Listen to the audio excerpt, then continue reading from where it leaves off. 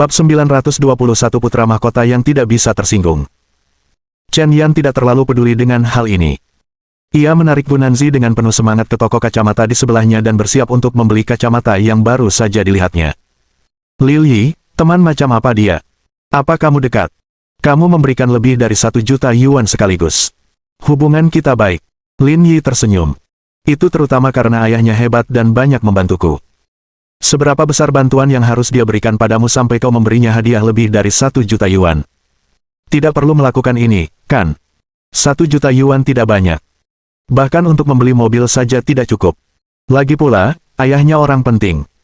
Baguslah kalau aku bisa menjaga hubungan baik dengannya. Pramuniaga Armani bahkan lebih tercengang. Siapakah orang ini? Wu Feiyue juga menatap Lin Yi dengan heran. Apa yang telah dilakukannya selama beberapa tahun terakhir? Dia benar-benar telah mencapai level ini.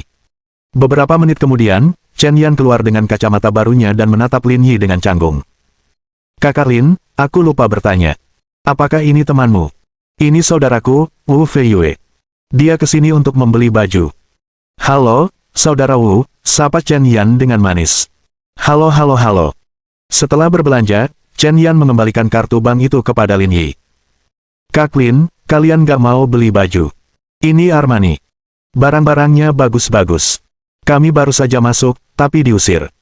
Wanita itu bilang pakaian kami acak-acakan dan kami tidak layak berbelanja di sini. Chen Yan menatap asisten toko wanita itu. Bagaimana kamu bisa merasa superior saat kamu sibuk menjual barang-barang mewah, keluh Chen Yan. Kak Lin, jangan dimasukkan ke hati. SKP itu milik keluarga temanku. Aku akan bantu kamu mengatasi ini. Pak, maaf.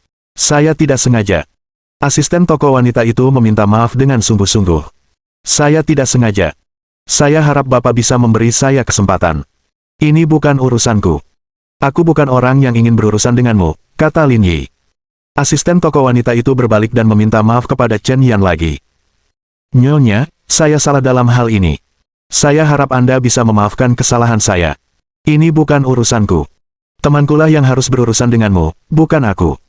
Dengan itu, Chen Yan menarik Lin Yi dan berbalik untuk pergi. Orang-orang ini yang paling menyebalkan. Mereka bertingkah seolah-olah mereka berada di puncak masyarakat setelah bekerja di mal mewah. Chen Yan mengeluh, mereka memandang rendah orang lain. Sungguh menyebalkan. Ini kejadian biasa, kata Wu Feiyue, dengan pakaian yang kukenakan, wajar saja mereka tidak mengizinkanku masuk. Kakak Wu, apakah kamu kakaknya Kakak Lin? Kenapa kamu tidak mendominasi sama sekali, tanya Chen Yan. Kalau ketemu orang yang sok angkuh, kamu harus tumbangkan mereka. Ngapain sok rendah hati? Wu Feiyue tersenyum, itu karena kemiskinan dan aspirasi yang pendek. Tidak mungkin kau semiskin itu.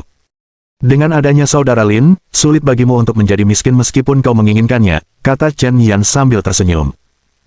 Tapi menurut saya budaya di Yanjing tidak sebaik di Zonghai, bahkan lebih buruk daripada di Yangcheng, kata Wu Feiyue.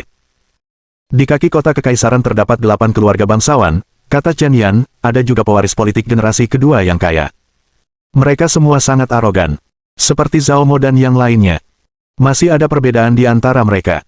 Bagaimana aku menjelaskannya, kata Chen Yan. Meskipun kau memberi pelajaran pada Zhao Mo dan krunya, setidaknya mereka punya sedikit kemampuan. Mereka juga punya kualifikasi untuk berakting, tapi banyak juga orang yang bahkan tidak sebaik dia. Meskipun orang-orang ini berasal dari latar belakang politik, mereka tidak punya banyak kemampuan dan uang. Meski begitu, mereka tetap berpura-pura. Terlepas dari semua itu, Lafoi Renoiremu sebanding dengan kekayaan bersih seluruh keluarga mereka. Kau jadi bertanya-tanya, kenapa mereka repot-repot berpura-pura? Chen Yan seperti mesin yang mengeluh, berbicara tanpa henti. Tenanglah. Lin Yi tak tahu harus tertawa atau menangis. Kenapa kau begitu kesal? Itu terutama karena aku tidak tahan lagi, kata Chen Yan. Setiap kali saya bertemu orang-orang seperti itu, saya harus menggunakan nama ayah saya untuk menekan mereka. Tidak seperti Suster Mi, ketika dia hanya berdiri di sana, yang lain akan lari menjauh. Oh iya, tiba-tiba aku teringat sesuatu, kata Lin Yi. Ada seseorang bernama Wang Mian di Yanjing. Apakah kamu mengenalnya? Wang Mian. Ekspresi Chen Yan sedikit berubah. Apakah dia memprovokasimu, atau kau yang memprovokasi dia? Tidak ada yang memprovokasi siapapun, jangan terlalu sensitif, kata Lin Yi. Aku pernah mendengar saudari Liangmu menyebut orang ini sebelumnya, jadi aku hanya bertanya dengan santai. Bagaimana aku harus mengatakannya, kata Chen Yan. Baik saudari Kumi maupun Zhao Mo tidak bisa dibandingkan dengan keluarganya. Singkatnya, mereka sangat kuat. Itu cukup mengesankan. Lin Yi menanyakan pertanyaan-pertanyaan ini karena dia bosan. Huaxia begitu besar sehingga mereka mungkin tidak akan pernah bertemu orang itu sepanjang hidup mereka. Berkat Chen Yan, berbelanja jadi jauh lebih mudah. Semua pakaian Wu Feiyue dipilih olehnya, dan hasilnya sangat memuaskan. Dia dan Gunanzi juga membeli banyak barang, yang tentu saja dibayar oleh Lin Yi. Mereka berempat segera keluar dari mal itu. Di luar sudah gelap. Saudara Lin, hari sudah gelap, kata Chen Yan. Hari mulai gelap. Ayo pergi, ayo pergi. Waktunya ke Danau Huaqing. Wu Feiyue. Apakah itu pantas? Dia masih kecil. Chen Yan memang agak kecil, tapi Gunanzi tidak, kata Lin Yi. Dia sudah di Yanjing. Sayang sekali kalau dia tidak menikmati pemandangan setempat, kan? Ya. Chen Yan memegang lengan Lin Yi. Kak Lin, begini, aku menemukan tempat yang bagus. Tempatnya sangat mewah, tapi biasanya aku tidak berani ke sana. Cepat bawa aku berkeliling. Apa kau tidak lihat aku baru saja membeli 2 kacamata hitam dan 1 masker untuk kali ini? Wu Feiyue. Gadis-gadis di kota besar sangat berpikiran terbuka. Mereka berempat masuk ke mobil Chen Yan. Karena identitas ayahnya, mobil itu tidak terlalu bagus. Mobil itu adalah Haval H9 yang sangat biasa, dan dilihat dari interiornya, sepertinya bukan miliknya. Namun, Chen Yan tidak punya kebiasaan pamer. Ia tidak pernah peduli dengan apa yang ia kendarai. Ngomong-ngomong, bisakah kamu mendapatkan kembang api di sini? Lin Yi bertanya dalam perjalanan ke Danau Huaqing. Tentu saja. Aku kenal orang-orang di bidang ini. Saudara Lin, kau harus melakukannya. Lin Yi mengangguk. Beri aku 100.000 yuan. Mau kuantar sampai depan pintu. Yang lain jelas tidak mendapatkan perawatan seperti itu. Tapi, karena Anda sudah meminta saya akan melakukannya. Baiklah, biar mereka yang mengirimkannya ke pemandian kita, kata Lin Yi, juga, pinjamkan aku mobilmu malam ini. Silakan mengendarainya. Setelah mulai bekerja, Lin Yi mengikuti instruksi Chen Yan dan mengendarai mobil ke pintu masuk pusat pemandian yang disebut Water Rapat Hot Springs. Chen Yan dan Gunanzi membawa perlengkapan mereka dan mereka berempat berjalan masuk bersama. Berapa tingkat keanggotaan tertinggi? Halo, Pak. Kartu keanggotaan tertinggi kami seharga 266.000 yuan per set. Tidak ada batasan berapa kali Anda bisa menggunakannya dalam setahun. Ambilkan aku 4 set. Saudara Lin, Anda jarang datang ke Yanjing. Mengapa Anda membeli kartu anggota? Mandi dan membeli kartu adalah bentuk penghormatan paling dasar yang dapat kita tunjukkan kepada pemandian seperti Danau Huaqing ini. Pelayan itu melirik Lin Yi. Sekali lihat, orang bisa tahu dia dari dunia bawah. Bab 922 tak tertandingi dengan mereka yang ada di halaman rumahku. Dia melihat Lin Yi dengan santai menghabiskan lebih dari 1 juta yuan. Ini sekali lagi mengubah pandangan dunia Wu Feiyue. Dia merasa sedikit sakit hati. Sekalipun tujuannya membangun hubungan, dia merasa tidak pantas menghabiskan uang sebanyak itu. Setelah menerima kartu, mereka berempat dibagi menjadi 2 kelompok. Mereka pergi mandi sebentar sebelum pergi ke pemandian air panas dan menikmati pijat lengkap. Saudara Lin, apa perbedaan antara pemandian di Yanjing dan Zonghai? Cengkeramannya di sini cukup kuat. Orang biasa benar-benar tidak akan sanggup menahannya. Pak, yang saya tekan itu area refleksi ginjal. Saya sudah lama menekannya, tapi Anda tidak mengalami reaksi apapun. Artinya ginjal Anda baik-baik saja, kata teknisi wanita itu. Apa yang kamu katakan tidak sepenuhnya salah, Lin Yi tertawa. Kakak Lin, kapan kau akan pergi kali ini? Izinkan aku memperkenalkan beberapa teman kepadamu, kata Chen Yan. Jangan. Aku mungkin akan pergi besok, kata Lin Yi, aku tidak suka bersosialisasi, jadi jangan hubungi mereka. Chen Yan terkekeh. Apakah kamu berencana untuk menikah dengan adikku? Kenapa? Apa kau masih ingin mencari beberapa pelamar untukku di sini? Aku tidak bilang begitu, kata Chen Yan. Kalau adikku tahu, dia akan menghajarku sampai mati. Kring kring kring. Lin Yi hendak berbicara ketika telepon Wu Feiyue berdering. Awalnya, Wu Feiyue tidak terlalu memikirkannya, tetapi ketika dia mengangkat teleponnya dan melihat layarnya, ekspresinya tiba-tiba berubah. Apa yang terjadi? Lin Yi berbalik dan bertanya. Wu Wenlong meneleponku. Wu Feiyue berkata dengan gugup. Mandor Anda. Orang yang kamu pukuli. Tidak apa-apa. Ambil saja. Aku akan mendengarkan apa yang dia katakan.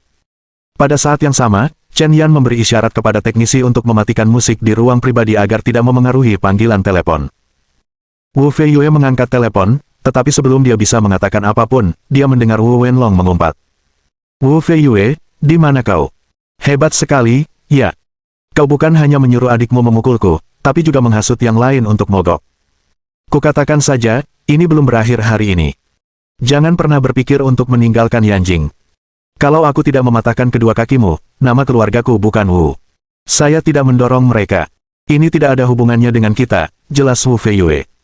Ketika dia pergi siang itu, Wu Feiyue tidak mengatakan apa-apa. Dia takut hal seperti itu akan terjadi. Sayangnya, apa yang paling ditakutkannya menjadi kenyataan. Hentikan omong kosongmu itu, tegur Wu Wenlong. Kalau saja kamu tidak datang untuk mencari masalah denganku, mereka tidak akan mogok kerja. Lagi pula, kamu memerasku 100.000 yuan. Begini, ini perampokan. Cepat beritahu aku di mana kamu. Kalau aku telepon polisi, situasinya akan gawat. Dengan baik, Wu Feiyue mengerutkan kening. Pada titik ini, dia jelas tidak bisa memberitahu mereka di mana dia berada. Yanjing itu kota besar. Kalau dia tidak memberitahu mereka, mereka tidak akan bisa menemukannya bahkan jika mereka bekerja sampai mati. Kita ada di pemandian, ayo kemari, kata Lin Yi. Lil Yi, kenapa kamu masih? Wu Feiyue tertegun. Bukankah kita sedang menuju jebakan? Bocah kecil, beraninya kamu. Kalau kamu memang hebat, jangan pergi. Tunggu aku di sana. Lin Yi tampak lega dan tersenyum.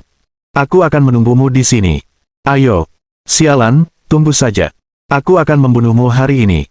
Setelah mengumpat, Wu Wenlong menutup telepon. Lil Yi, kenapa kamu terpancing? Kamu malah mengundang mereka untuk balas dendam. Aku tahu. Orang-orang ini tidak akan meneteskan air mata sampai mereka melihat peti matinya. Kau tidak bisa terus-terusan bersembunyi dari mereka, kan?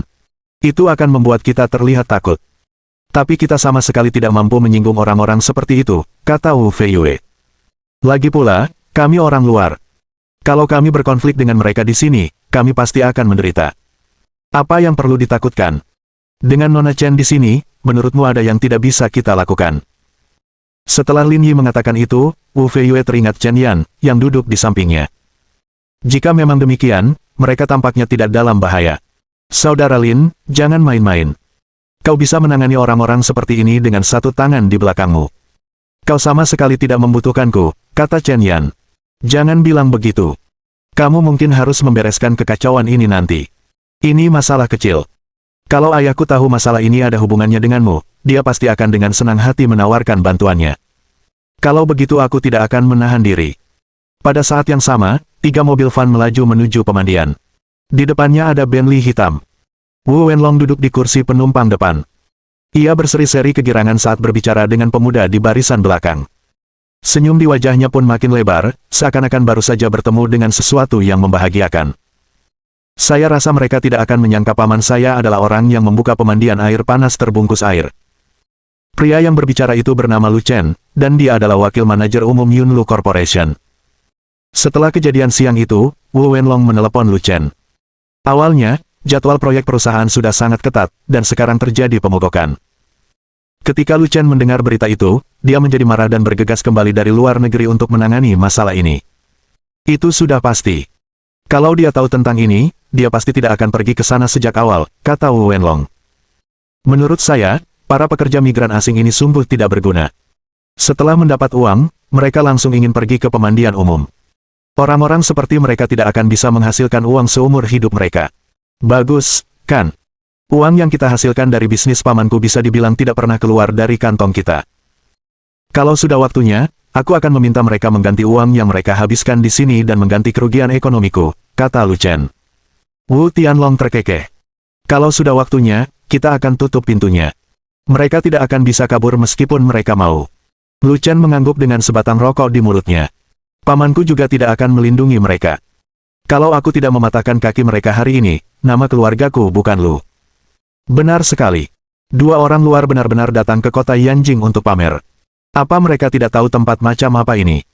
Hehe, ternyata mereka mau bersaing dengan orang-orang di wilayah kita. Hari ini, aku akan menunjukkan betapa hebatnya aku. Tak lama kemudian, Lu Chen pergi ke pemandian air panas terbungkus air bersama anak buahnya. Namun, ia tidak membawa semua orang di dalam mobil. Ia hanya memilih sekitar selusin orang terampil untuk mengikutinya. Sisanya tetap di pintu untuk menghalangi jalan keluar. CEO Lu, Anda di sini, manajer lobi menyapa Lu Chen ketika dia melihatnya. Lu Chen mengangguk. Di mana pamanku? Presiden Zhao sedang bertemu seorang teman di sana. Apakah Anda perlu saya memberitahu beliau tentang kedatangan Anda? Tidak perlu. Ini bukan masalah serius, kata Lu Chen. Baru saja, ada orang bernama Wu Feiyue yang datang ke sini untuk menghabiskan uang. Coba saya periksa dia di kamar mana. Informasi para tamu bersifat rahasia, tetapi karena identitas Lu Chen bukan orang biasa, maka ia secara alami dapat memperolehnya. CEO Lu, mereka ada di kamar 809. Bab 923 mereka yang berani menyakiti saudara Lin tidak akan hidup sampai. Besok pagi, Lu Chen mengangguk. Aku akan ke atas untuk melakukan sesuatu. Katakan pada penjaga keamanan untuk tidak naik ke atas, apapun yang mereka dengar. Manajer lobi juga orang yang cerdas dan langsung menebak apa yang sedang terjadi. CEO Lu, apakah kita benar-benar tidak perlu memberitahu Presiden Zhao tentang ini? Tidak perlu. Ini bukan masalah besar, kata Lu Chen. Lagi pula, pamanku cukup sibuk. Jangan buang-buang waktunya. Baiklah, saya akan memberitahu petugas keamanan untuk tidak pergi ke lantai 8. Oke, silahkan.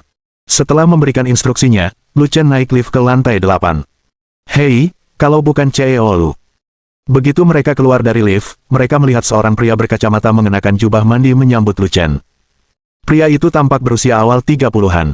Ia kurus dan memancarkan aura anggun. Nama pria itu adalah Jiang Yingji.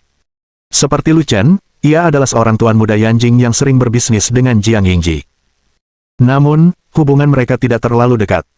Kenapa kamu tidak bilang dari dulu kalau kamu mau datang? Aku bisa saja mengatur seseorang yang punya keahlian khusus untukmu. Gadis-gadis spesial ini semuanya cantik dan juga mahasiswa. Bukan masalah besar, jadi aku tidak meneleponmu, jawab Jiang Yingji sambil tersenyum. Apakah kamu membawa saudara-saudaramu ke sini untuk bersenang-senang? Pagi ini, seorang anak nakal datang ke gedung kami dan membuat masalah. Dia tidak hanya memukuli orang-orang saya, tetapi juga merampas 100.000 yuan dari kami. Saya membawa beberapa orang untuk menanganinya. Apa-apaan ini? Apa ini sungguhan? Siapa yang berani-beraninya? Mereka tidak ingin meninggalkan Yanjing hidup-hidup. Dua pekerja migran dari luar kota. Mereka punya otot yang besar, jadi mereka ke sini untuk pamer. Sial, ini menarik. Jiang Yingji berkata, di mana mereka berdua? Apa mereka datang ke sini untuk menghabiskan waktu? Sial, tunggu aku. Ayo kita keluar sekarang. Uang mereka. Lu Chen mengangguk dan menunjuk ke depan. Mereka ada di kamar 809. Aku akan ke sana sekarang. Tunggu sebentar. Teman-temanku juga sedang bersenang-senang di sini. Aku akan membantumu memanggil mereka dan bertemu orang itu bersama-sama. Tidak perlu, tidak perlu. Ini hanya masalah kecil. Aku bisa mengurusnya sendiri, kata Lu Chen sambil tersenyum. Bagaimana caranya? Kita sudah saling kenal begitu lama. Urusanmu urusanku, kata Jiang Yingji. Tidak apa-apa kalau aku tidak tahu tentang ini, tapi sekarang aku sudah tahu, aku harus membantu. Dengan itu, Jiang Yingji mendorong pintu 802 dan 803. Saudara-saudara, ada beberapa orang bodoh yang datang untuk mencari masalah. Keluarlah dan selesaikan masalah mereka denganku. Sial, tunggu aku. Ayo keluar sekarang. Mendengar panggilan Jiang Yingji, ketujuh orang di ruangan itu semua keluar dengan agresif, tampak seperti mereka ingin bertarung. Saudara-saudara, izinkan aku memperkenalkan kalian, kata Jiang Yingji kepada Lu Chen. Ini teman saya. Dia dari kalangan bisnis Yanjing. Ada dua pekerja migran dari luar negeri yang datang ke sini untuk membuat masalah. Semuanya, tolong saya. Itu tidak masalah, kata salah satu dari mereka. Kita semua bersaudara. Apa gunanya sedikit bantuan? Katakan saja aku harus berurusan dengan siapa. Terima kasih semuanya. Aku akan mentraktir kalian makan setelah kami selesai, kata Lu Chen. Mereka berdua ada di kamar 809. Ayo kita ke sana sekarang. Ayo pergi dan lihat. Lebih dari 20 orang berjalan menuju kamar 809. Kebisingan itu menarik perhatian orang-orang di ruangan lain. Melihat orang-orang yang garang itu, mereka tidak berani bersuara dan hanya diam menyaksikan keributan itu. Pada saat yang sama, mereka berempat di kamar Lin Yi juga mendengar keributan itu. Wu Feiyue turun dari tempat tidur dengan gugup dan bersiap mengenakan pakaiannya. Kakak, jangan bergerak. Aku akan keluar. Itu tidak akan berhasil. Ada begitu banyak orang di luar. Lin Yi mendorong Wu Feiyue. Tak peduli berapa banyak orang yang ada, semuanya sama saja. Tetaplah di sini. Merampok kami sebesar 100.000 yuan. Kakak Wu, jangan khawatir, kata Chen Yan sambil memakan buahnya. Saya tidak berani mengatakan apa-apa lagi, tetapi jika ada yang berani menyakiti saudara Lin di kota Yanjing, mereka pasti tidak akan hidup sampai besok pagi. Jangan khawatir. Dengan baik. Wu Feiyue masih sedikit gugup. Ada begitu banyak orang di pihak lain. Bagaimana jika sesuatu benar-benar terjadi? Dengan itu, Lin Yi keluar dengan jubah mandi dan sandalnya. Lin Yi baru saja pergi ketika dia melihat Lu Chen dan yang lainnya berjalan ke arahnya. Ceo Lu, itu dia. Wu Wenlong menunjuk Lin Yi dan berkata, dia saudara Wu Feiyue. Dialah yang memukulku dan merampok 100.000 yuan dari kita. Nak, beraninya kau datang ke tempatku. Tahukah kau siapa aku, Lu Chen? Siapapun yang kau inginkan, itu bukan urusanku, kata Lin Yi, kau tidak mau mengembalikan uang yang kau pinjam dari saudaraku. Apa kau pikir aku sedang menjalankan kegiatan amal di sini? Lu Chen dan Jiang Yingji saling memandang. Mereka tidak hanya tidak marah, tetapi juga tertawa.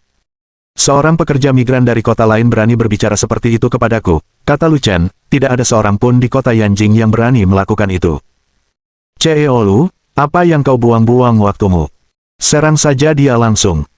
Jiang Yingji berkata, kalau kau tidak memberi pelajaran pada orang asing bodoh ini, mereka tidak akan mengerti tempat mereka di dunia ini. Lu Chen mengangguk. Ayo kita lakukan. Bukankah dia merampokku 100.000 yuan? Pastikan dia mengembalikan 100.000 yuan hari ini. Di bawah perintah Lu Chen, lebih dari 20 orang bergegas menuju Lin Yi. Lin Yi berdiri terpaku di tanah. Ketika melihat orang pertama bergegas mendekat, ia menjambak rambutnya dan membantingnya ke dinding. Dor! Terdengar suara teredam. Orang di depan berlumuran darah dan langsung pingsan. Adegan berdarah itu membuat semua orang berhenti bergerak. Mereka terpaku di tempat dan menatap Lin Yi dengan waspada. Bahkan Lu Chen dan Jiang Yingji pun sama, kekejaman Lin Yi membuat mereka takut. Patua Jiang, dari mana orang ini berasal? Dia terlalu menakutkan. Aku juga tidak terlalu yakin. Lalu apakah kita masih akan bertarung? Mari kita lihat apa yang terjadi dulu. Kalian sekelompok pengecut. Lin Yi berjalan ke arah Lu Chen, tetapi tidak ada satupun orang yang dikumpulkannya berani menghentikannya. Mendera. Lin Yi mengangkat tangannya dan menamparkan wajah Lu Chen, yang langsung jatuh ke tanah. Bukankah kau datang untuk membalas dendam padaku? Kenapa kau tidak berani menyerang? Tanya Lin Yi. Kalian orang Yanjing, apa kalian tidak merasa hebat? Kenapa masih saja berbaring? Apa kalian tiba-tiba berhenti bersikap keren? Lu Chen meraung, apa-apaan kalian semua? Tidak lihat aku dipukuli. Apa kalian semua pura-pura mati? Orang-orang yang tersisa bereaksi setelah pemimpin itu mengumpat dengan marah. Persetan, semuanya, serang bersama. Salah satu dari kalian sudah jatuh, tapi masih berani menyerang. Apa kalian mau mati? Suara mendesing. Lin Yi berbalik dan menendang pria itu, membuatnya terpental dan menabrak 3 orang di belakangnya. Mereka semua jatuh ke tanah. Lin Yi mengangkat kepalanya dan menunjuk orang-orang yang tersisa. Aku tidak peduli siapa yang kau kumpulkan, tapi jika kau berani bergerak lagi, aku jamin kau harus merangkak keluar dari sini. Bab 924 Dia seseorang yang tidak bisa kamu singgung. Orang-orang yang tersisa tidak berani bergerak. Adapun beberapa orang yang ditemukan Jiang Yingji, mereka juga mundur jauh dan tidak menunjukkan niat untuk menyerang lagi. Lin Yi mengabaikan orang-orang jahat ini dan berjalan menuju Wu Wenlong, menendangnya. Konon, orang yang menyedihkan cenderung paling pemarah. Pepatah itu mungkin merujuk pada orang-orang sepertimu, kata Lin Yi. Aku sudah memberimu kesempatan tadi siang. Kenapa kau masih di sini? Apa kau sedang mencari mati? Batuk-batuk-batuk. Setelah ditendang oleh Lin Yi, Wu Wenlong meludahkan darah dan muntah-muntah. Tolong jangan pukul aku lagi. Kalau kau pukul, aku bisa mati. Wu Wenlong mencengkeram dadanya dan terus-menerus batuk darah. Ia merasa seperti ada bola api yang membakar dadanya, membuatnya sangat tidak nyaman. Jika kamu takut mati, mengapa kamu masih pamer? Setelah itu, Lin Yi menatap Lu Chen. Atau kau bersikap tegas karena orang ini merasa dirinya sangat cakap dan sekarang mendukungmu? Aku menyerah. Berhentilah berjuang, kata Lu Chen terengah-engah. Toko ini milik pamanku. Kalau kamu berhenti sekarang dan pergi dari sini, kita impas. Tapi kalau pamanku tahu, dia pasti akan menghukummu dengan keras. Aku bahkan belum selesai memijatmu dan kau ingin aku pergi. Kalau begitu, biar ku katakan padamu, kalau pamanku datang, dia pasti tidak akan membiarkanmu pergi. Lin Yi berjongkok dan menepuk-nepuk wajah Lu Chen. Kalau begitu, ku katakan padamu, kalau pamanmu berani mendorongku, aku juga akan menghajarnya. Lu Chen memelototi Lin Yi. Kalau begitu, mari kita ikuti aturan Yanjing. Apa kau punya nyali? Baiklah, apa yang ingin kamu lakukan? Aku akan menghiburmu. Aku akan menelepon pamanku sekarang. Kamu pergi dan cari dia. Kita akan tinggal di sini. Aku tidak akan mencarinya. Panggil pamanmu dan minta dia membawa lebih banyak orang. Hebat sekali. Lu Chen mencibir. Kalau begitu, tunggu saja. Jangan bilang aku tidak memberimu kesempatan. Lu Chen mengeluarkan teleponnya dan menghubungi nomor pamannya. Paman, seseorang baru saja memukuliku di lantai 8. Cepat panggil anak buahmu. Apa hal seperti itu benar-benar terjadi? Tunggu saja, aku akan ke sana sekarang. Setelah itu, pihak lain menutup telepon. Lu Chen mencondongkan tubuh ke samping dan menyeka darah dari sudut mulutnya. Tunggu saja. Pamanku akan segera datang, kata Lu Chen. Kau tidak akan bisa pergi hari ini meskipun kau ingin. Kalian para pekerja migran asing benar-benar terlalu sombong. CEO Lu tadinya tidak mau bicara dengan kalian, tapi kalian malah ingin maju terus. Apa kalian pikir Yanjing milik kalian hanya karena kalian bisa berjuang, kata Jiang Yingji. Orang luar sepertimu hanya bisa bersikap sombong sebentar. Begitu bertemu orang-orang penting itu, kau bahkan tidak akan tahu bagaimana kau mati. Karena dia tahu paman Lu Chen akan datang, Jiang Yingji mulai bertindak arogan lagi. Lin Yi memandang Jiang Yingji. Aku akan menjagamu untuk sementara waktu.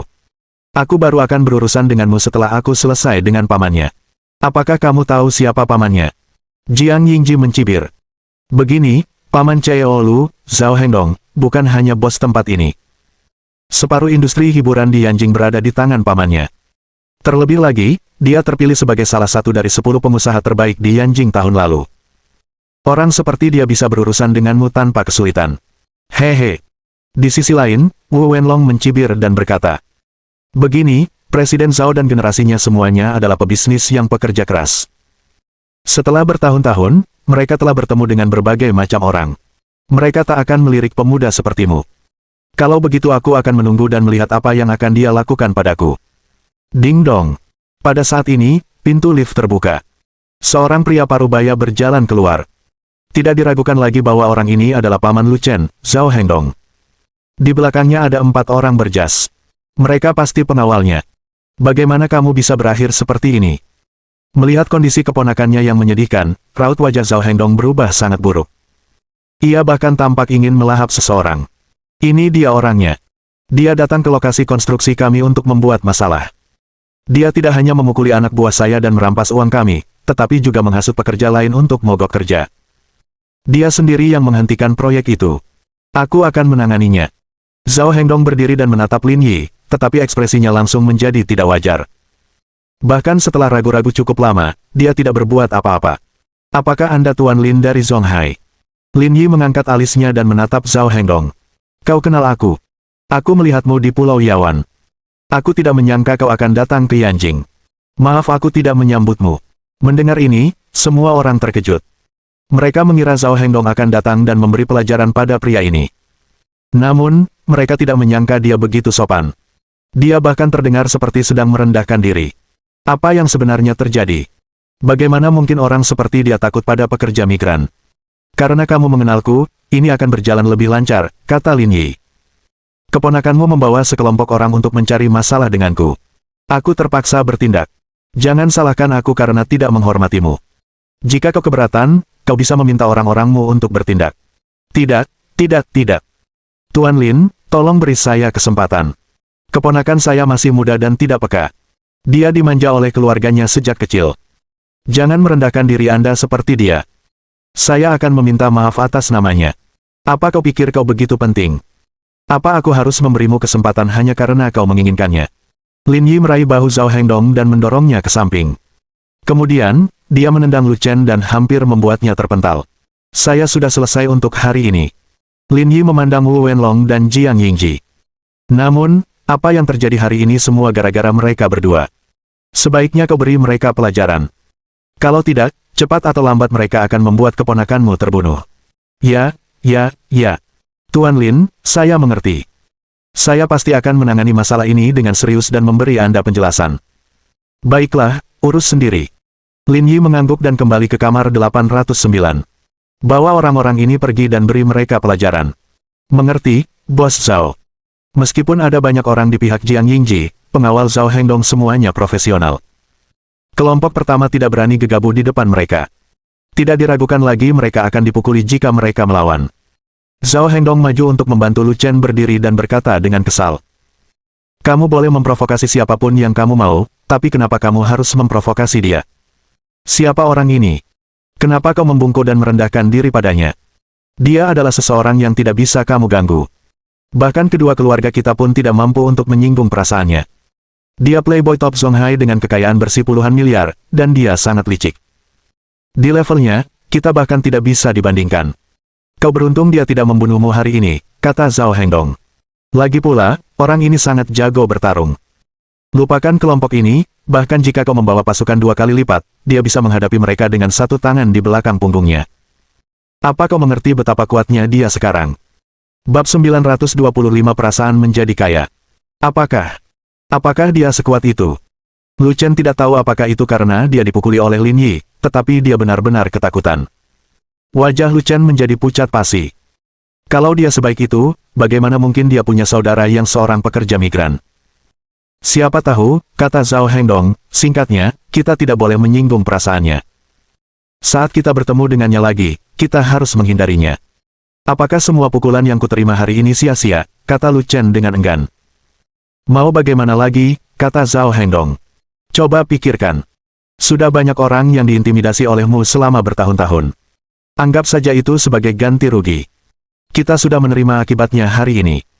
Justru karena saya biasanya yang menindas orang lain, makanya saya jadi tidak yakin setelah dipukuli seperti ini hari ini. Bajingan, kapan kau akan yakin? Amarah Zhao Hengdong memuncak saat ia menguliahi. Begini, apa yang kukatakan tadi hanya satu sisi saja. Kemampuan orang ini lebih hebat dari yang kau kira. Dia baru menghajarmu hari ini, hukumannya dianggap ringan.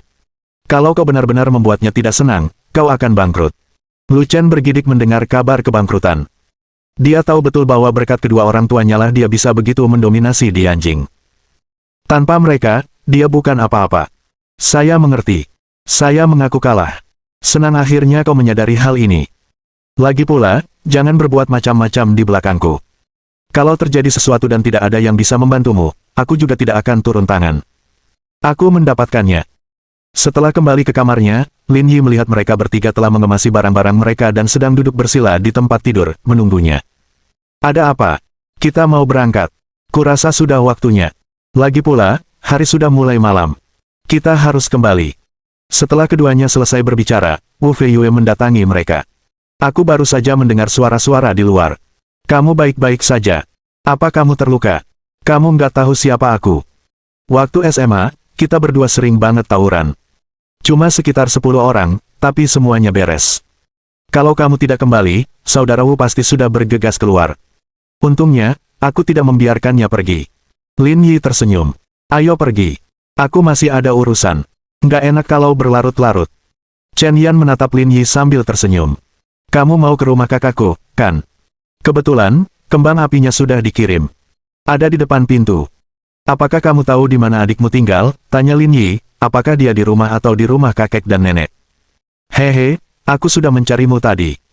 Karena kamu di sini, nanti aku kirim lokasinya ke ponselmu supaya kamu bisa langsung ke sana. Setelah merapikan sebentar, kelompok itu keluar dari ruangan. Saat mereka pertama kali keluar, mereka kebetulan melihat Zhao Hengdong menjaga pintu. Mengapa kamu masih di sini? Tanya Lin Yi. Kamu datang ke tempatku. Setelah kejadian ini, tanggung jawab sepenuhnya ada padaku. Aku tuan rumah hari ini dan ingin mentraktirmu makan sebagai permintaan maaf. Lupakan soal makannya. Bilang saja pada keponakanmu agar aku tidak memprovokasinya lagi. Ya. Aku pasti akan bicara dengannya saat kita kembali. Lin Yi mengangguk. Tidak ada lagi yang perlu kau lakukan. Kembalilah. Baiklah, aku akan mengantarmu pergi. Kelompok itu keluar satu demi satu. Melihat Zhao Hengdong mengikuti Lin Yi dengan patuh, beberapa orang yang mengenalnya menjadi sangat penasaran tentang identitas Lin Yi. Di kota Yanjing, Zhao Hengdong adalah tokoh nomor 1.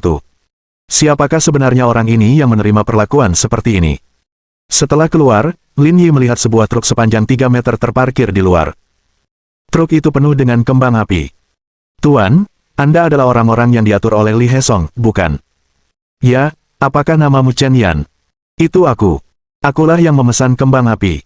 Chen Yan memegang teleponnya dan berkata. Berapa totalnya? Saya akan mentransfernya sekarang. Tidak perlu. Sudah dibayar. Anak ini benar-benar pintar. Chen Yan tersenyum dan menatap Lin Yi. Kak Lin, bagaimana kita harus menangani semua ini? Mobilku sepertinya tidak muat. Apa perlu kubelikan beberapa mobil G-Wagon? Tidak perlu repot-repot, kata Lin Yi sambil menatap pengemudi itu. Aku akan memberimu alamat. Bantu aku mengantarkannya. Lalu aku akan memberimu tambahan 1.000 yuan. Bagaimana menurutmu? Bagus sekali.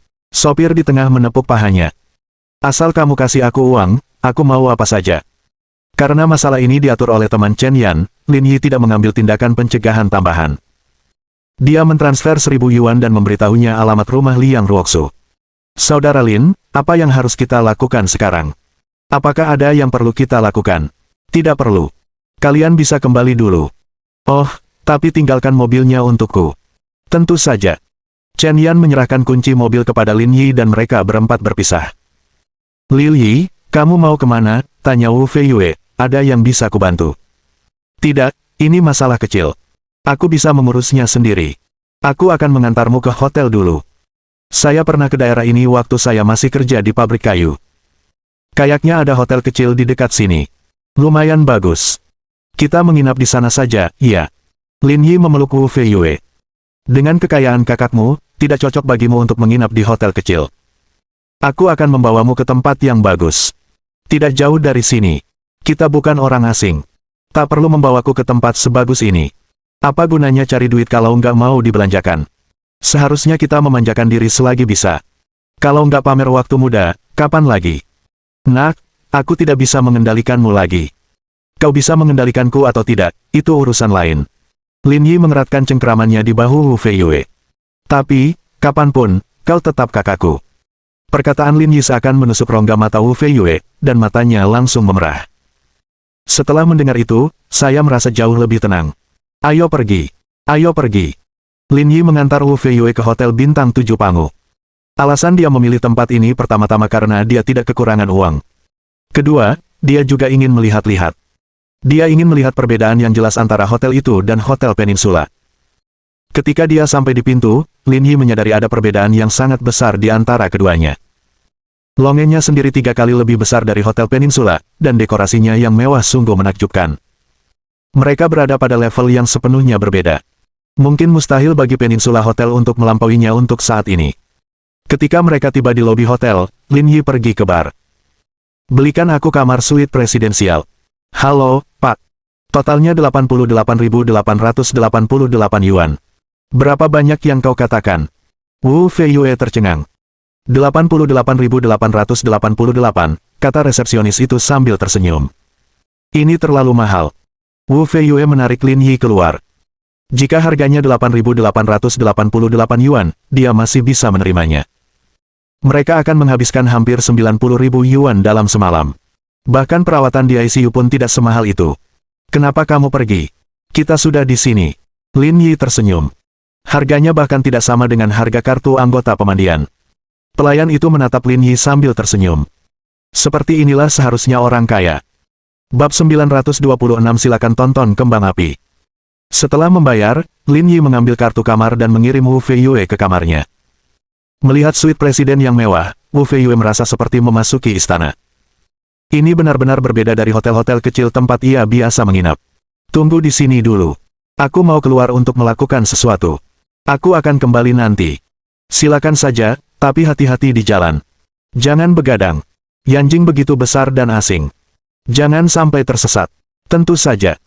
Lin Yi mengambil kunci mobilnya dan keluar, tetapi ketika keluar dari lift, ia melihat 2 wanita berjalan ke arahnya. Ia kenal salah satunya. Dia adalah Li Jiani, orang yang pernah bekerja sama dengannya di pulau itu. Li Jiani tampak seperti wanita yang sangat menawan. Dia mengenakan sepasang sepatu bot salju, celana ketat hitam, dan jaket bulu yang menutupi pantatnya. Meskipun tubuh bagian atasnya sedikit gemuk, tubuh bagian bawahnya cukup seksi. Namun, orang yang berdiri di sampingnya bukanlah saudara perempuannya, melainkan wanita lain yang tidak dikenalnya. Nama wanita itu adalah Li Jiameng, dan dia adalah kakak perempuan Li Jiani. Mereka telah berencana untuk bermain mahjong dengan seseorang di sini hari ini untuk menghabiskan waktu. Pada saat yang sama, Li Jiani juga melihat Lin Yi. Ekspresinya sangat terkejut. Ia tidak pernah menyangka akan bertemu Lin Yi di sini. Lin Yi, kamu di Yanjing. Lin Yi sangat acuh tak acuh terhadap Li Jiani. Mereka berdua tidak ada hubungannya, jadi dia tidak takut padanya. Saya datang ke sini pagi ini untuk mengurus sesuatu, jawab Lin Yi dengan santai dan hendak pergi. Dia Lin Yi, tanya wanita di sebelah Li Jiani. Ekspresi Li Jiani berubah, tetapi ia segera kembali tenang. Ia terlalu ceroboh tadi. Ya, itu dia. Lin Yi menatap teman Li Jiani dengan heran. Bagaimana dia tahu tentang dia? Mungkinkah Li Jiani sedang birahi dan menceritakannya kepada sahabatnya? Kamu sibuk sekarang. Ada yang ingin kubicarakan denganmu, kata Li Jiani. Tentang apa? Li Jiani menatap wanita di sampingnya. Kak, tunggu aku di sini. Aku akan segera kembali. Oke, silahkan. Li Jiani menarik Lin Yi ke samping secara misterius. Saya ingin menanyakan sesuatu tentang kejadian itu. Apa yang ingin kamu tanyakan? Bonusnya. Bukan itu yang ingin saya bahas, kata Li Jiani. Saat kami merekam acara itu, kamu orang pertama yang mencapai puncak, kan? Apakah menurutmu aku curang? Meskipun belum lama berinteraksi dengan Lin Yi, Li Jiani merasa cukup memahami temperamennya. Mustahil baginya untuk selingkuh. Baiklah, aku ingin bertanya sesuatu. Apakah kamu menemukan sesuatu yang aneh di puncak gunung? Ekspresi Lin Yi berubah. Tidak masalah jika dia menemukan sesuatu yang aneh. Namun, aneh baginya untuk menanyakan hal ini. Satu-satunya hal aneh yang ditemuinya adalah pria berpakaian hitam. Meski begitu, kenapa dia bertanya begitu? Mungkinkah dia tahu sesuatu? Atau apakah dia tahu tentang keberadaan pria berpakaian hitam? Saya tidak melihat apa-apa, kata Lin Yi dengan tenang. Setelah saya mendaki puncak gunung, tim produksi tiba. Mereka merekam akhir acara dan membiarkan saya kembali. Baiklah, aku mengerti, kata Li Jiani sambil tersenyum. Aku ada janji main mahjong malam ini, jadi aku pergi dulu. Kalau kamu nggak pergi besok, boleh aku traktir makan. Lupakan saja ide itu. Aku akan kembali ke Zonghai besok. Li Jiani mengeluarkan buku catatan dari tasnya, menulis nomornya di sana, dan menyerahkannya kepada Lin Yi. Ini nomor saya. Hubungi saya kalau kamu ke Yanjing nanti. Saya akan mengajakmu berkeliling. Pada akhirnya, Lin Yi memasukkan catatan Li Jiani ke sakunya dan berjalan keluar hotel dengan santai. Melihat Lin Yi meninggalkan hotel, Li Jiani kembali ke sisi Li Jiameng. Aku sudah cerita ke kakek tentang ini. Kakek bilang dia ingin bertemu dengannya. Hah, kamu terlalu cepat, ya. Li Jiani menepuk jidatnya. Awalnya ia ingin memberitahu adiknya agar tidak memberitahu keluarganya tentang hal ini, tetapi ia tidak menyangka adiknya akan menyebarkan berita secepat itu. Kakek sangat marah tentang ini. Kau tahu, dia sudah berusaha menemuinya tetapi tidak menemukannya. Sekarang kita punya kesempatan, tentu saja kita harus memberitahunya, jelas Li Jiani. Tapi saya sudah bertanya kepadanya tadi, dan dia tidak tahu apa-apa. Dia hanya pergi ke sana untuk merekam acaranya. Kita mungkin terlalu memikirkan ini, kata Li Jiaying. Siapa peduli rumit atau tidak, kita hanya perlu fokus pada tugas kita sendiri. Sisanya tergantung bagaimana kakek menanganinya. Kring kring kring. Tepat saat Li Jiameng selesai berbicara, telepon di tasnya berdering. Itu ayah saya, kata Li Jiameng. Aku punya firasat kita tidak bisa bermain mahjong malam ini. Li Jiameng mengangkat telepon. Ayah ingin bertemu denganku. Kakekmu meminta kalian berdua untuk kembali. Jangan main game lagi malam ini. Baiklah, kami akan kembali sekarang. Setelah menutup telepon, Li Jiameng menatap Li Jiani tanpa daya. Menurut ceritanya, kakek meminta kami untuk kembali. Mungkin dia ingin bertanya tentang ini. Ini semua salahmu, gerutu Li Jiani. Kalau saja kau tidak cepat-cepat buka mulut, kita tidak perlu repot-repot begini. Siapa sangka kakek akan begitu cemas, keluh Li Jiameng. Mari kita kembali dan melihatnya. Setelah meninggalkan hotel, Lin Yi berkendara ke rumah Liang Ruoxu. Dilihat dari lingkungan sekitarnya, rumah Liang Ruoxu tidak berada di lingkungan mewah. Akan tetapi, karena terletak di dalam jalan lingkar kedua, ia menonjol dibanding yang lain. Lin Yi menemui sopir truk di alamat yang disepakati. Kemudian, dia mengikuti lokasi yang dijelaskan Chen Yan kepadanya dan menemukan bangunan yang sesuai dengan rumah Liang Ruoxu. Dengan kata lain, jika Liang Ruoxu mengeluarkan teropongnya, dia akan dapat melihat Lin Yi berdiri di luar. Lin Yi dan sopir truk menurunkan barang-barang dan menatanya dengan rapi di tanah. Setelah sopir truk pergi, Lin Yi menelepon Liang Ruoxu. Telepon itu berdering beberapa kali sebelum Liang Ruoxu mengangkatnya. Apa yang sedang kamu lakukan? Nada bicaramu terlalu kaku. Tidak bisakah kau lebih lembut? Batuk, batuk, batuk. Yang terhormat wali kota Liang, saya ingin Anda bekerja sama dengan saya dalam hal ini, kalau Anda mengeluh bahwa saya tidak memberi Anda prestasi politik apapun lagi. Saya sudah pulang. Saya akan meminta sekretaris saya untuk menemui Anda di sana. Bagaimana caranya? Kita harus bertemu langsung untuk membahas ini. Bisakah kamu menunggu sehari? Aku akan naik pesawat kembali besok. Besok sudah terlambat. Aku akan mencarimu. Cek, jangan bohongi aku. Presiden Ji mengizinkanmu ke sini, iya. Lihat apa yang kau katakan. Di mana aku, Lin Yi, pernah berada di bawah kendali orang lain. Baiklah, jangan lancang. Cepat beritahu aku apa masalahnya. Aku akan membantumu menghubungi seseorang untuk menanganinya sekarang. Bukan masalah besar, Lin Yi tersenyum. Bukankah sudah hampir tahun baru? Ada tempat di mana orang-orang sering menyalakan kembang api. Aku ingin mengajakmu ke sana. Jantung Liang Ruoxu berdebar kencang. Saat ini, ia tidak peduli apakah Lin Yi benar-benar mengajaknya atau Nyonya Ji yang mengabaikannya dan ia hanya memanfaatkannya sebagai pengganti. Bagaimanapun, alangkah indahnya jika bisa menonton kembang api bersamanya. Jangan dipikirkan. Aku di rumah. Aku tidak bisa menonton kembang api bersamamu. Jangan bilang begitu. Berdirilah di ambang jendela dan lihat keluar. Kamu mungkin bisa melihat kembang api di Zonghai. Jangan coba-coba membodohi orang. Jarak dari Yanjing ke Zonghai lebih dari 1.200 km. Apa kau pikir aku peramal? Bok, bok, bok, bok, bok. Sebelum Liang Ruoxu dapat menyelesaikan kalimatnya, dia mendengar serangkaian ledakan di luar. Segera setelah itu, kembang api warna-warni bermekaran di langit, menerangi langit Yanjing. Menakjubkan. Sungguh menarik perhatian. Bab 927 bawa dia keluar dari sini. Kembang api yang memukau menerangi langit malam. Banyak sekali pejalan kaki yang berhenti di jalurnya. Pada malam tahun baru Imlek, sungguh menakjubkan melihat kembang api yang begitu indah. Hal ini membuat kota Yanjing semakin meriah. Cahaya warna-warni menyinari wajah cantik di depan jendela. Liang Ruoxu tercengang, matanya memerah. Dia tidak perlu berpikir untuk mengetahui bahwa Lin Yi pasti telah melakukan ini. Meski begitu, dia masih tidak percaya bahwa Lin Yi telah datang ke Yanjing. Kenapa kamu tidak bilang mau datang? Tunggu aku di bawah. Setelah mengatakan ini, Liang Ruoxu menutup telepon, berganti ke pakaian kasual, dan bergegas berlari keluar. Ketika dia keluar kamar, dia terkejut melihat orang tuanya sedang menonton kembang api di ambang jendela. Sudah larut malam. Kenapa kamu keluar? Tanya Liang Chunxiao.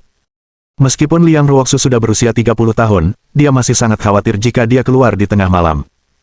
Lin Yi ada di sini. Dia yang menyalakan kembang api di luar. Liang Ruoxu berdiri di pintu dan memakai sepatunya. Ah! Ternyata dia yang menyalakannya di sana, kata Liang Chunxiao. Aku penasaran kenapa diletakkan di luar rumah kita. Liang Ruoxu sedikit malu. Ini jelas untuk dirinya sendiri. Sekarang setelah orang tuanya mengetahui hal itu, dia merasa sedikit malu. Aku mungkin pulang larut malam. Kalian tidur saja. Cepat singkirkan dia, kata Shen Sui.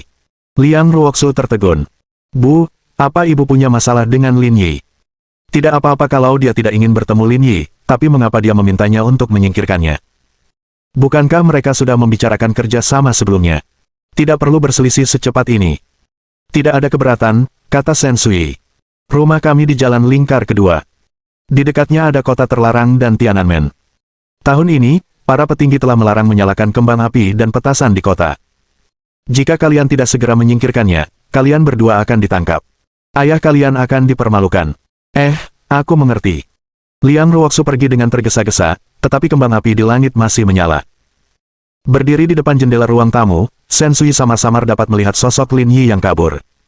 Ada senyum di bibirnya. Dia sama seperti ayahnya dan memiliki banyak sekali trik di balik lengan bajunya. Di luar lingkungan itu, semakin banyak orang berkumpul di jalan untuk menonton pertunjukan kembang api. Liang Ruoxu membungkus dirinya dengan jaket bulu dan berlari ke Lin Yi. Lin Yi siap pamer dan memanfaatkan cuaca panas untuk melakukan pukulan home run. Tanpa diduga, Liang Ruoxu tiba-tiba menyeretnya ke dalam mobil. Kamu beda banget.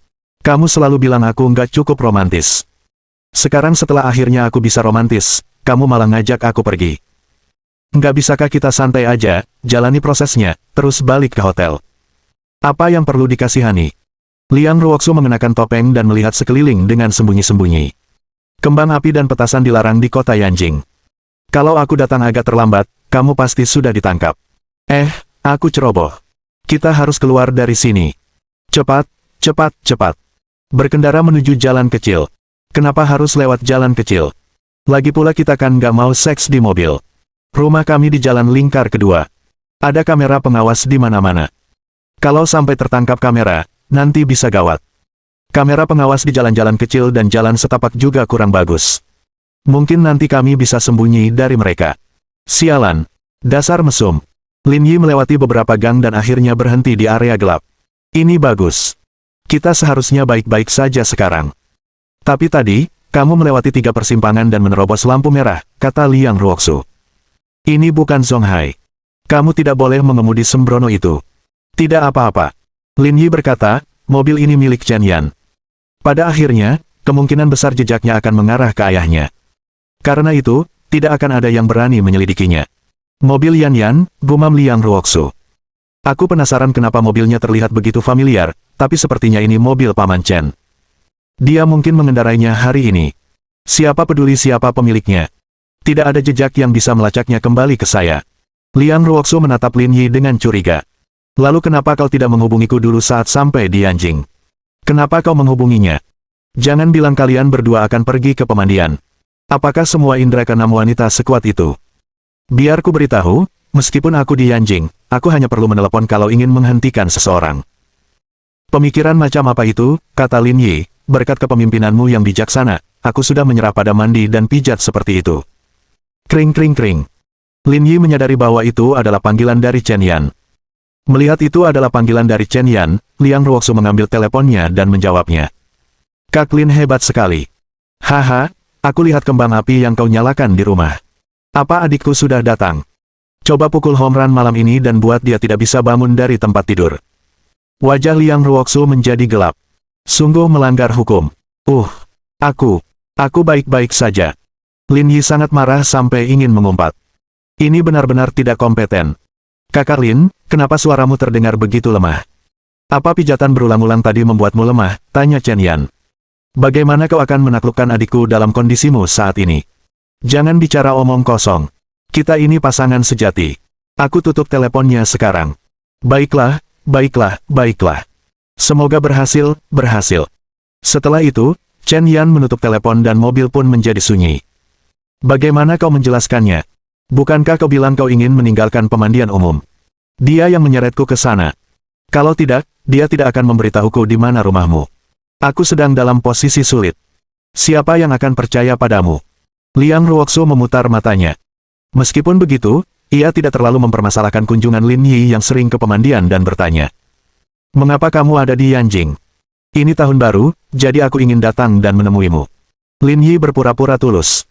Seorang anak seperti Liang Ruoxu, yang tumbuh di lingkungan halaman, telah melihat segala macam trik kotor. Karena itu, ketika saatnya menggertak, ia telah menggertak.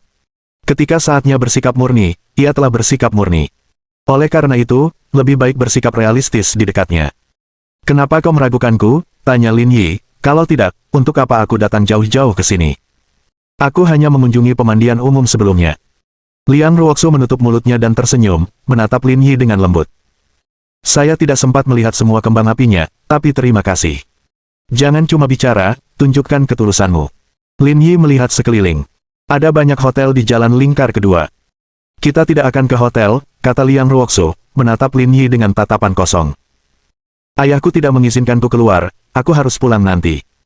Sial, umurmu sudah lebih dari 30, tapi ayahmu masih saja mengendalikanmu seperti ini. Apa yang kau bicarakan? Siapa yang sudah berusia lebih dari 30? Aku baru saja menginjak usia 30. Liang Ruoxu mengulurkan tangannya ke daging lembut di pinggang Lin Yi, dan Lin Yi tidak menahan diri, meletakkan tangannya di bawah kemeja Liang Ruoxu. Hei, apa yang kau lakukan? Jangan sentuh aku seperti itu. Bagaimana aku bisa menolaknya?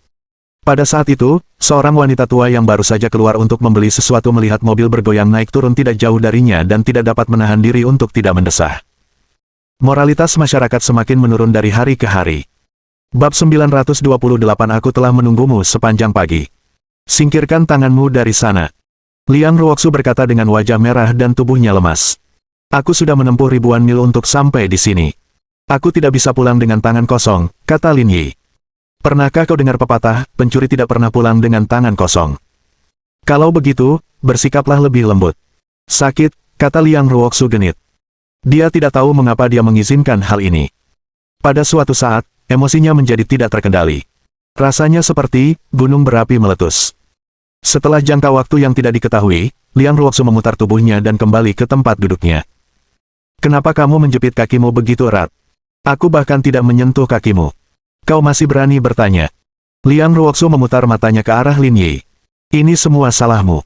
Bagaimana kau bisa menyalahkanku untuk ini? Lin Yi berkata, tubuhmu tidak berada di bawah kendaliku. Omong kosong. Lin Yi kemudian mengantar Liang Ruoxu kembali. Ketika dia kembali, dia menyadari bahwa kembang api di jalan telah diambil. Jelas bahwa petugas penegakan hukum kota di Yanjing cukup efisien. Akan tetapi, ketika mereka sampai di pintu masuk rumahnya, Liang Ruoxu tidak langsung keluar dari mobil. Kapan kamu berangkat? Besok, kata Lin Yi, aku tidak ada kegiatan lain setelah melihatmu, jadi aku akan kembali besok. Kamu jarang ke sini. Apa kamu tidak mau jalan-jalan, kata Liang Ruoxu, kebetulan aku ada waktu luang besok, jadi aku bisa mengajakmu jalan-jalan. Aku akan kembali kalau ada waktu. Ibuku masih menungguku membelikan pernak-pernik tahun baru untuknya, kata Lin Yi. Lagi pula, ini musim dingin. Tidak ada yang seru untuk dilakukan di Yanjing. Aku akan mampir nanti kalau cuacanya lebih hangat. Kalau begitu, aku akan mengantarmu besok. Tidak perlu, kata Lin Yi, aku sudah menciummu dan menyentuhmu. Kita bukan orang luar, jadi aku bisa melihat diriku sendiri. Jangan bicara omong kosong.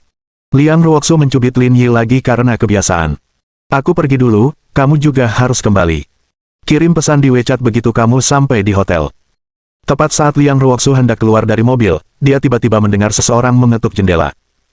Ada dua petugas penegak hukum kota berseragam, menunjuk Lin Yi dengan marah. Buka jendelanya. Lin Yi memiringkan kepalanya dan bertukar pandang dengan Liang Ruoxu. Ekspresinya tenang. Buka saja jendelanya. Aku di sini, jadi apa yang kau takutkan? Cek, cek, cek. Enak juga punya wanita kaya yang bisa jagain kamu. Dengan itu, Lin Yi menurunkan kaca jendela mobil. Apa itu? Kamu yang menyalakan kembang api di pinggir jalan, kan? Kalian mengenali saya. Masih berani nanya begini. Kami sudah menunggumu di sini. Baiklah kalau begitu, apa yang akan kamu lakukan? Kau pura-pura bodoh, iya. Salah satu petugas penegak hukum kota yang gemuk menunjuk Lin Yi. Sebulan yang lalu, sudah ada aturan yang melarang kembang api di kota Yanjing. Kau tahu ini, tapi kau malah pulang dengan nekat begitu. Begini, kalau aku tidak memenjarakanmu selama setengah tahun hari ini, lebih baik aku serahkan saja lencanaku sekarang juga. Kalian hanya petugas keamanan kota. Saya rasa kalian tidak punya wewenang untuk menegakkan hukum, kata Liang Ruoxu. Yo, apakah kau memberiku pelajaran, nona muda? Aku mengatakan yang sebenarnya, kata Liang Ruoxu. Saya tidak akan membahas masalah sikap Anda terhadap penegakan hukum, jadi saya juga berharap Anda tidak akan membahas masalah ini. Kedua petugas penegak hukum kota itu tertegun sejenak sebelum mereka tertawa terbahak-bahak. Apakah kau mengancam kami? Apakah kau mencoba menakut-nakuti kami di kota Yanjing? Liang Ruoxu menunjuk ke arah lingkungan sekitar. Aku tinggal di sana. Apa kau pikir aku mencoba menakutimu? Mendengar ini, kedua petugas penegak hukum kota itu tercengang. Mereka melihat ke arah lingkungan di sekitar mereka dan menjadi sedikit malu. Mereka bertanggung jawab atas wilayah ini dan mengetahui situasi distrik ini seperti punggung tangan mereka. Orang-orang yang tinggal di sini semuanya luar biasa. Tak satu pun dari mereka yang mampu mereka provokasi. Lagi pula, tidak semua orang bisa tinggal di rumah di jalan lingkar kedua. Nona muda, sekilas aku tahu kau orang lokal. Kau pasti berpengalaman sampai bisa menipuku dengan trik ini, kata petugas penegak hukum kota gemuk itu. Tapi, izinkan aku memberitahumu sesuatu. Aku sudah bekerja di sini selama 3 tahun. Aku sudah bertemu berbagai macam orang. Kau pikir kau bisa menipuku? Keluar dari mobil sekarang. Kalian berdua, ikut aku. Saya sarankan Anda bekerja sama. Kalau tidak, masalah hari ini akan semakin serius, kata rekan petugas penegak hukum kota gemuk itu. Apakah kau pikir aku mencoba membodohimu, kata Liang Ruoxu dingin. Kenapa? Apa kau pikir karena kau tampan, kami akan kasihan padamu dan memberimu kesempatan, tanya petugas penegak hukum kota gemuk itu. Masalah ini belum selesai. Aku harus berurusan dengan kalian berdua dengan baik. Apa kau pikir aku tidak tahu apa-apa? Sampai-sampai kau bisa dengan mudah membodohiku. Liang Ruoxu tidak berbicara dan membuka kotak sarung tangan di depan kursi penumpang, tetapi tidak menemukan apapun. Kemudian, dia membuka kotak sandaran tangan, menggeledah berbagai barang di dalamnya, dan menemukan kartu persegi panjang, yang merupakan tanda masuk khusus yang dikeluarkan oleh otoritas pengawas obat. Liang Ruoxu melambaikan kartu itu di depan kedua petugas penegak hukum kota. Apakah kalian mengenali benda ini? Petugas penegak hukum kota tercengang. Kartu akses semacam ini bukan sesuatu yang bisa didapatkan orang biasa. Periksa plat nomornya dan lihat siapa pemilik mobil ini. Nanti kalau kamu lagi kerja, buka matamu baik-baik. Jangan sembarangan menghentikan mobil orang. Kedua petugas penegak hukum kota segera berdiri tegap dan memberi hormat kepada Lin Yi dan Liang Ruoxu. Aku mengerti. Lin Yi diam-diam mengacungkan jempol padanya. Keren. Demi menjaga citranya, Liang Ruoxu tidak berkata apa-apa. Ia hanya membuka pintu mobil, keluar, dan berjalan menuju kompleks perumahannya. Lin Yi melambaikan tangan pada dua petugas penegak hukum kota dan melaju kembali ke Hotel Pangu. Namun, sebelum kembali ke kamarnya, ia memesan beberapa lauk pauk dan anggur putih untuk diminum saat ia kembali. Seperti dugaan Lin Yi, Wu Feiyue masih terjaga. Aku tahu kamu belum tidur. Aku punya sesuatu untuk kita minum nanti, kata Lin Yi. Baiklah, kata Wu Feiyue. Sudah lebih dari 5 tahun. Benar. Lin Yi mengisi gelas Wu Feiyue hingga penuh. Apa rencanamu untuk masa depan? Aku kenal orang-orang di Yanjing, Yangcheng, dan Zonghai.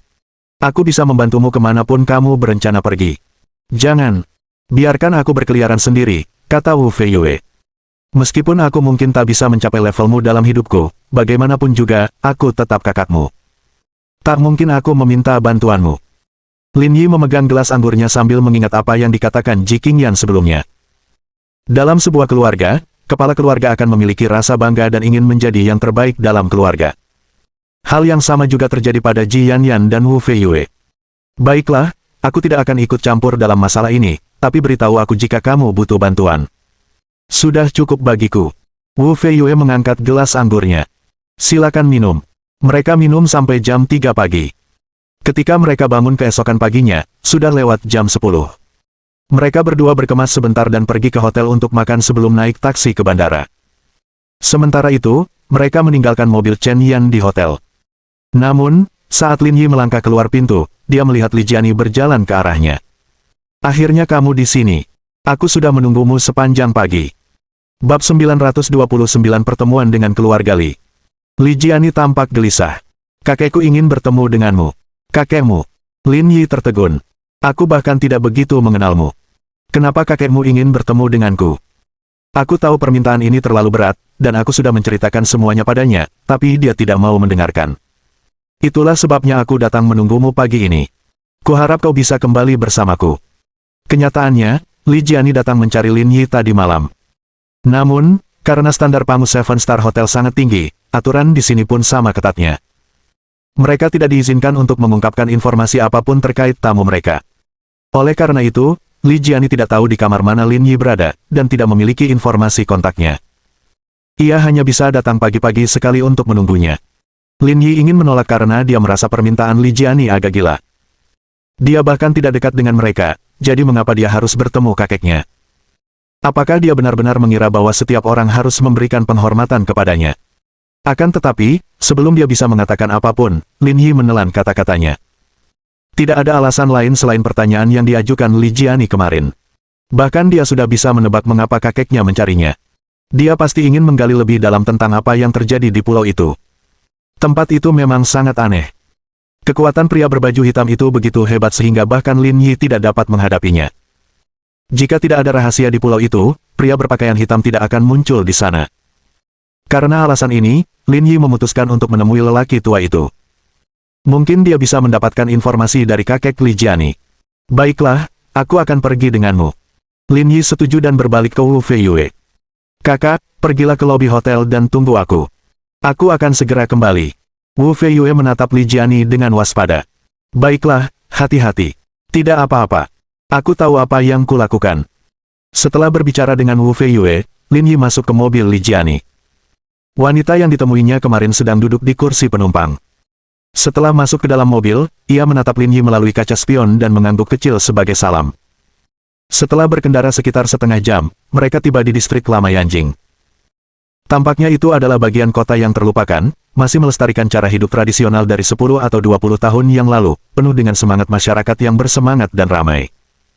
Li Jiani memarkir mobil dan mereka bertiga berjalan memasuki sebuah rumah berhalaman. Akan tetapi, ketika mereka bertiga masuk, tiba-tiba ada dua orang laki-laki yang mulai bergerak di dalam mobil van yang berdiri diagonal di depan rumah berhalaman itu. Seseorang dari keluarga Li ada di sini. Sepertinya anak itu. Kita tetap di sini dan awasi dia. Kita akan menyusulnya saat dia keluar. Oke. Lin Yi dan dua orang lainnya tidak memperhatikan orang-orang di dalam mobil van saat mereka berjalan memasuki halaman. Ada puluhan pot bunga berbagai ukuran di halaman, tetapi sebagian besar sudah layu. Di pintu masuk sebuah rumah terdapat sebuah tungku kecil. Air panas mendidih di atasnya, dan uap putih mengepul darinya, memberi rumah halaman ini sedikit lebih hidup. Kakekku ada di dalam. Kamu bisa masuk, kata Li Jiani. Dan jangan khawatir, keluargaku tidak ada di sini. Hanya ada kakek dan sopirnya, jadi tidak perlu khawatir. Lin Yi mengangguk dan mendorong pintu hingga terbuka. Perabotan di rumah itu memang sangat tua, tetapi semuanya sangat berharga. Hampir semuanya bisa dianggap barang antik atau artefak. Selain itu, ada dua orang di ruangan itu, satu tua dan satu muda. Salah satu dari mereka berambut perak dan sedang memegang tongkat jalan. Ia duduk di depan meja sambil menyesap teh di cangkirnya. Pria satunya berusia 30-an. Ia berdiri di samping pria tua itu, ekspresinya tak terkekang. Ia bahkan mengobrol dan tertawa, seolah-olah mereka adalah teman lama. Nama lelaki tua itu adalah Li Sueyong, kakek Li Jiani. Pria yang berdiri di sampingnya bernama Fu Haiseng, sopir Li Sueyong, dan telah melayaninya selama bertahun-tahun. Apakah Anda Tuan Lin Yi? Melihat Anda masuk, Li Sueyong berdiri dengan bantuan Fu Haiseng. Tuan Lin, silakan duduk. Saya sudah lama menunggu Anda. Lin Yi mengangguk dan duduk di samping set teh. Maaf mengganggu Anda, Tuan Lin. Mohon jangan tersinggung. Saya hanya ingin bertanya sesuatu. Saya tidak punya niat jahat, kata Li Sueyong ramah. Tidak apa-apa, aku tidak suka bertele-tele. Katakan saja apa yang ingin kau katakan. Li Sueyong menuangkan secangkir teh untuk Lin Yi. Di luar agak dingin. Tuan Lin, minumlah teh untuk menghangatkan diri. Seperti kata pepatah, jangan menamparkan orang yang sedang tersenyum.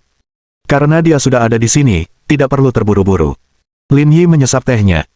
Terlepas dari betapa enaknya teh itu, perangkat minum teh ini sendiri bernilai mahal.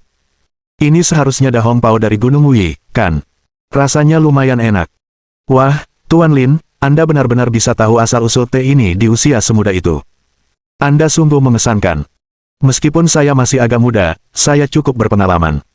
Secangkir teh seperti ini tidak masalah bagi saya. Li Sueyong tersenyum dan mengangkat kepalanya. Ia mencium sesuatu yang berbeda dari Lin Yi. Li Sueyong mengisi cangkir Lin Yi lagi dan berkata sambil tersenyum. Saya yakin Anda sudah menebaknya, Tuan Lin. Alasan utama saya mengundang Anda ke sini adalah untuk bertanya tentang Pulau Kyokawa. Lin Yi mengangguk diam-diam dan berkata perlahan. Anda sangat paham tentang Pulau Kyokawa. Saya yakin Anda lebih tahu tentang situasi di sana daripada saya. Jika memungkinkan, saya harap kita bisa membicarakan hal ini secara terbuka. Li Sueyong menilai Lin Yi. Apa maksudmu, Tuan Lin? Katakan apa yang kau ketahui, lalu aku akan menceritakan apa yang terjadi di pulau itu. Kita akan melakukan pertukaran yang setara. Inilah alasan utama mengapa Lin Yi bersedia datang ke sini. Ini karena ia telah menentukan bahwa Pulau Kyokawa luar biasa. Pulau itu pasti menyimpan beberapa rahasia yang belum diketahui. Namun, ia tidak tahu apa rahasia-rahasia itu. Akan lebih baik jika ia bisa memanfaatkan kesempatan ini untuk mencari tahu apa sebenarnya rahasia-rahasia itu. Li Sueyong tersenyum. Itu adil. Tuan Lin, ceritakan dulu tentang situasi di pulau itu. Dari nada bicaramu, sepertinya kau ingin mendapatkan keuntungan tanpa harus memberiku sesuatu. Lin Yi tersenyum. Meskipun aku lebih muda darimu, jangan main-main seperti itu di depanku. Kaulah yang memintaku datang ke sini hari ini. Kau harus menunjukkan ketulusan, bukan? Tuan Lin, apakah menurutmu aku kurang tulus? Ya. Lin Yi tidak menghindari pertanyaan itu dan melihat arlojinya. Aku ada urusan lain, jadi aku tidak punya banyak waktu tersisa untukmu. Kamu harus cepat. Ekspresi Fu Haiseng dingin, tetapi karena dia tidak menerima perintah Li Sueyong, dia berdiri terpaku di tanah dan tidak berani bergerak. Namun, dia sangat waspada terhadap Lin Yi. Anak muda, memiliki ambisi itu baik, tetapi kamu juga perlu memahami siapa lawanmu, dan pada saat yang tepat, meredam amarahmu dan mengambil keputusan yang paling tepat. Itulah yang seharusnya dilakukan orang bijak. Bab 930 Aku bisa dengan mudah mengalahkanmu sampai mati. Lin Yi memainkan cangkir teh di tangannya dan menatap Li Sueyong. Kalau kamu nggak tahu siapa aku, pergilah dan tanya-tanya. Membosankan sekali memamerkan senioritasmu di sini. Dengan itu, Lin Yi tersenyum dan pergi. Berhenti di situ. Lin Yi baru saja melangkah ketika Fu Haisheng menghentikannya. Penatuali belum memintamu pergi. Lin Yi berbalik dan menatap Fu Haisheng. Sebaiknya kau tidak gegabah, atau aku akan menghajarmu sampai mati. Dengan itu, tatapan Lin Yi tertuju pada Li Xueyong. Meskipun aku masih belum tahu apa yang terjadi dengan pulau itu, aku tahu itu jelas bukan pulau biasa. Tapi, ada sesuatu yang harus kukatakan padamu. Dengan ukuran keluarga Limu, apapun yang ada di pulau itu, kau tak berhak menyentuhnya. Menyerahlah dan nikmati masa tuamu dengan tenang. Baiklah, biarkan dia pergi, kata Li Xueyong. Fu Haisheng tidak mau peduli saat dia melihat Lin Yi pergi. Penatuali, mengapa kau membiarkannya pergi? Dia pasti menemukan sesuatu. Tidak mungkin. Li Xueyong berkata, dia seharusnya tidak menyentuh inti sejati. Kalau tidak, dia tidak akan datang ke sini. Kalau begitu, sebaiknya kita menahannya di sini dan menanyakannya. Kamu mungkin tidak bisa melakukannya, kata Li Xueyong. Kau tahu situasi di pulau itu. Dia beberapa tingkat di atas Jiani. Lagi pula, dia berhasil mencapai puncak dalam waktu sekitar 20 hari. Kekuatannya jelas tak bisa diremehkan. Kalau kalian melawan, aku khawatir kalian akan menderita. Fu Haisheng tidak mengatakan apa-apa lagi. Karena Tetua Li sudah mengatakannya, tidak ada gunanya baginya untuk membantah. Keluar dari ruangan, Li Jiameng menatap Lin Yi dalam-dalam. Negosiasinya selesai begitu cepat. Kemungkinan besar tidak berhasil. Di sisi lain, Li Jiani tetap mendekati Lin Yi karena persahabatan mereka. Jadi, apa yang kamu katakan kepada kakekku? Bukan apa-apa. Aku lihat kakekmu akhir-akhir ini agak marah, jadi aku merekomendasikan dua wanita muda untuk melampiaskan amarahnya. Li Jiani terdiam. Baiklah, jangan suruh aku pergi. Lagi pula, kau bagian dari keluargaku. Tidak baik bagimu berjalan terlalu dekat denganku. Li Jiani mengangguk dan berhenti berjalan saat dia melihat Lin Yi pergi. Setelah berjalan lebih dari 10 menit, ia keluar dari jalan lingkungan. Lin Yi naik taksi dan bersiap untuk menemui Wu Feiyue di hotel. Namun, di tengah perjalanan, dia tiba-tiba melihat sebuah mobil van mengikutinya. Lin Yi mengamati selama beberapa menit untuk memastikan bahwa itu bukan imajinasinya.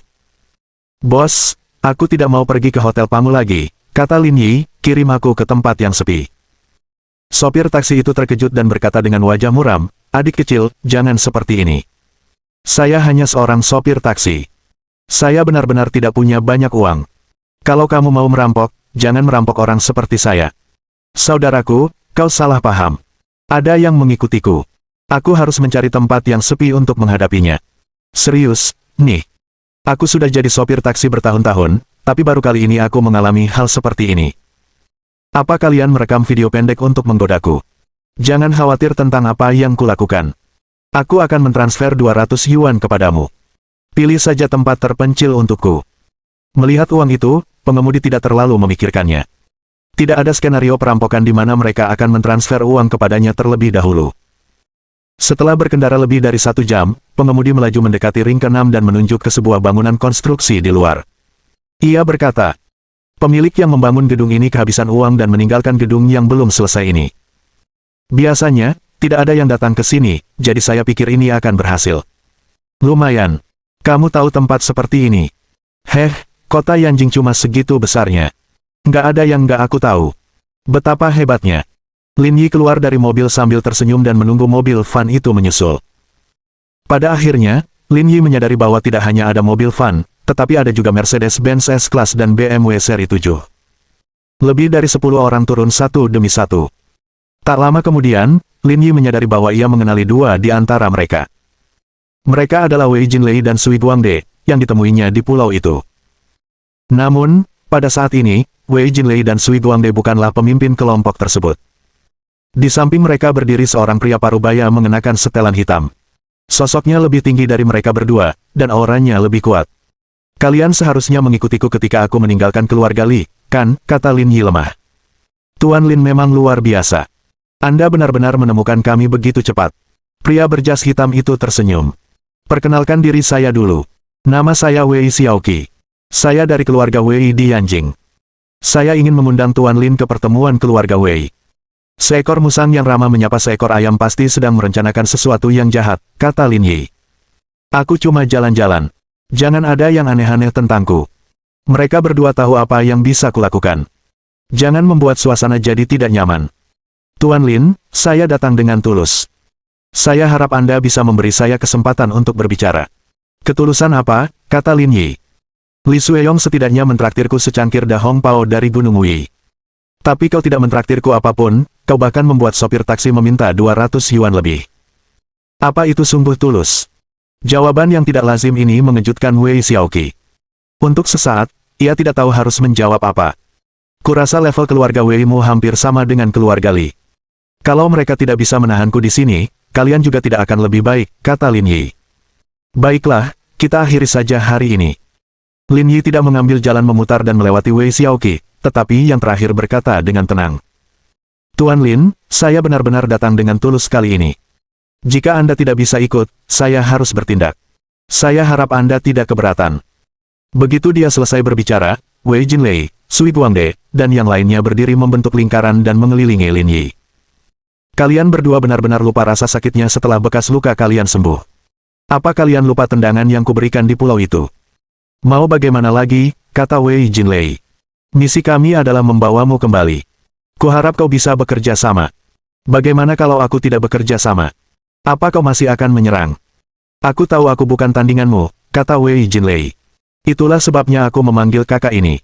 Kuharap kau tidak gegabah. Itu tidak akan ada gunanya. Lin Yi berbalik dan menatap Wei Xiaoqi. Dia. Saat itu, Wei Xiaoqi berbalik. Tuan Lin, saya tidak ingin berkelahi, jadi lebih baik Anda ikut dengan kami. Ayo pergi. Kalau begitu, jangan salahkan aku jika bersikap kasar. Tangan besar Wei Xiaoqi terulur dan dengan tepat menggenggam lengan Lin Yi. Tetapi tidak peduli seberapa keras dia mencoba, Lin Yi tidak bergerak sama sekali. Wei Xiaoqi panik. Tubuh bagian bawah Lin Yi begitu stabil hingga membuatnya terkejut. Hanya itu yang kau punya, tanya Lin Yi. Sepertinya kamu masih kurang. Dengan itu, Lin Yi meraih lengan Wei Xiaoqi dan menendangnya. Sebentar lagi tahun baru Imlek, jadi aku akan mengampunimu dan semoga tahunmu menyenangkan. Beritahu pengurus keluargamu bahwa air di sini dalam, jadi sebaiknya jangan ikut campur. Mohon dukungan dari omom ante-ante sekalian, buat subscribe atau sharekan novel Mimin ke Facebook kalian, agar channel Mimin bisa terus berkembang. Dengan begitu, Mimin bisa lebih semangat untuk up novel seru lain ke depannya. Buat teman-teman yang sudah subscribe dan sharekan novel Mimin, Mimin ucapkan terima kasih sebanyak-banyaknya.